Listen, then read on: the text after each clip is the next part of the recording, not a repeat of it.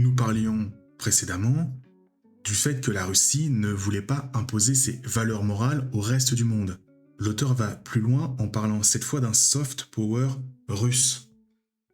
Ce soft power ne naît pas d'une volonté de convaincre les autres pays de suivre ses valeurs morales, mais que la Russie a les mêmes valeurs morales que le reste du monde, à la différence de l'Occident qui est vu comme fou.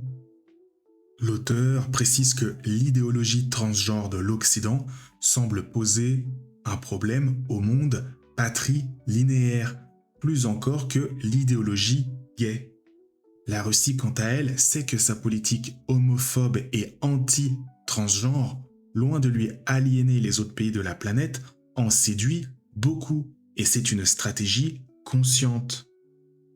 Ce conservatisme moral explique le rapprochement intervenu entre le régime des mollahs iraniens et la Russie, alors que la Russie était l'un des plus grands ennemis traditionnels de l'Iran.